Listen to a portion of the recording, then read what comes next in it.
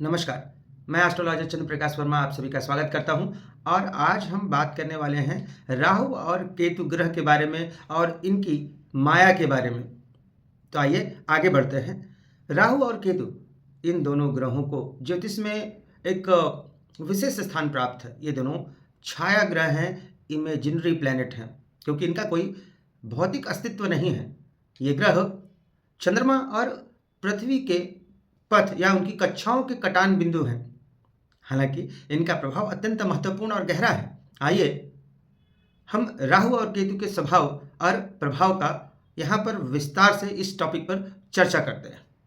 पहले राहु की बात करते हैं तो यह भ्रम और माया का प्रतीक है।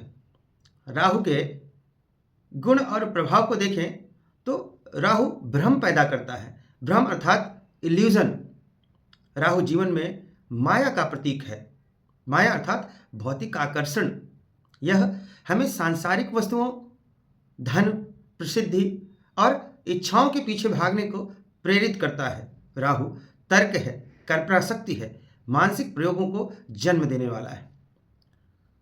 तर्क और अनुसंधान, इसके लिए भी राहु रिस्पॉन्सिबल होते हैं। यह यानी कि राहु व्यक्ति को प्रश्न करने और सत्य को खोजने की प्रवृत्ति देता है। यह तर्कशीलता, वैज्ञानिक दृष्टिकोण और शोध का कारण बनता है।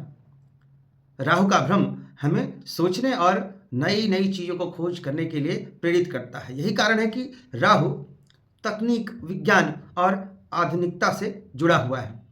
अब राहु का नकारात्मक पक्ष क्या है वह भी जान लेते हैं। राहु अक्सर व्यक्ति को लालच, असंतोष और अनिश्चितता की ओर भी धकेल देता है। यह कभी कभी नैतिकता को दरकिनार कर देता है, केवल भौतिक सुखों के लिए प्रेरित करता है। अब हम बात कर लेते हैं केतु ग्रह की। तो केतु उदासीनता और अध्यात्म का प्रतीक है। केतु के कौन से गुण हैं और इनका क्या प्रभाव है? तो पहला है इसका उदासीनता यानी कि डिटैचमेंट। यह केतु का मुख्य गुण है। केतु व्यक्ति को सांसारिक मोह माया के बंधन से दूर करता है।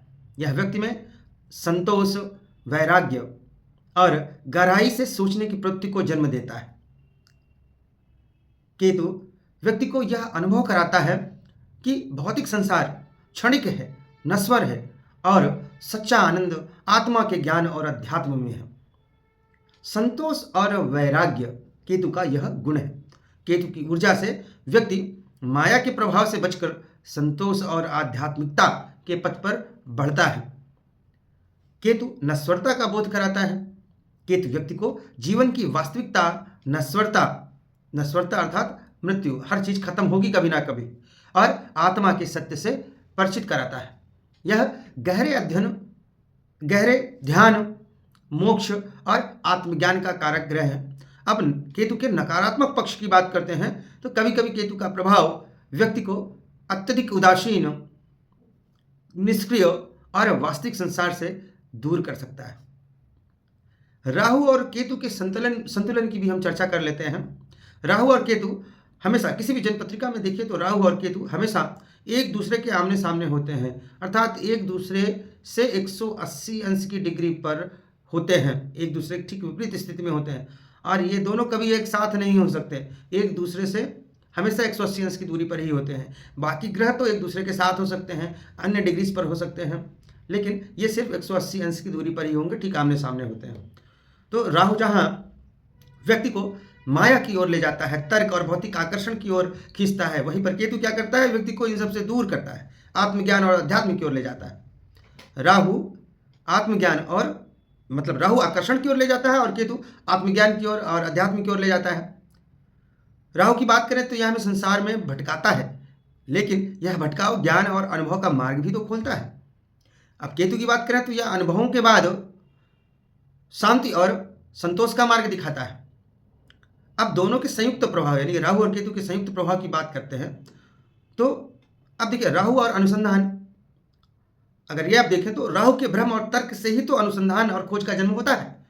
यह व्यक्ति को विज्ञान, तकनीक और नई संभावनाओं की ओर प्रेरित करता है। और केतु आत्मज्ञान, जब व्यक्ति राहु के भ्रम से थक जाता है तब केतु उसे यह सिखाता है कि सच्ची शांति इस बाहरी संसार में नहीं है, बल्कि आंतरिक संसार में है। ज्योतिषीय दृष्टिकोण से देखें तो अगर कुंडली में राहु बलवान है तो व्यक्ति, बलवान मतलब बलवान है और अच्छी स्थिति में है, तो व्यक्ति तर्कशील होता है, महत्वाकांक्षी होता है और सांसारिक होता है, परंतु अत्यधिक प्रभाव से यह भ्रम और अशांति का कारण बन जाता है। केतु की बात करें तो केतु आध्यात्मिकता और मोक्ष का कारक है। अगर यह अनुकूल है कुंडली में तो व्यक्ति को गहरा आध्यात्मिक ज्ञान होगा, संतोष प्राप्त होता है, लेकिन इसके दुष्प्रभाव से व्यक्ति अत्यधिक उदासीन और अलगाव महसूस करता है। राहु और केतु का उद्देश्य की बात करें तो राहु और केतु हमें जीवन में संतुलन सिखाते हैं।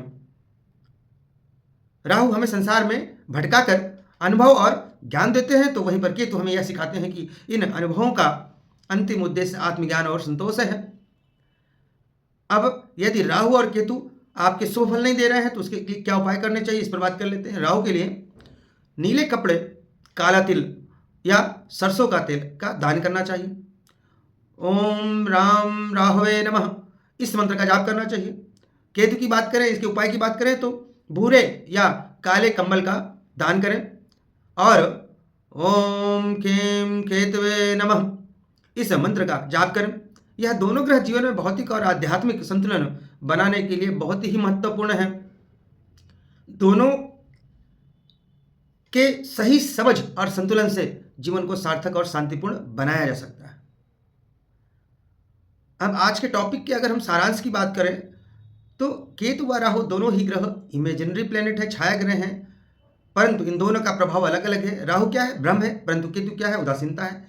राहु हमें माया के पथ पर लेकर जाता है, परंतु केतु हमें संतोष की ओर ले जाता है, आध्यात्मिकता की ओर ले जाता है, उदासीन कर सकता है।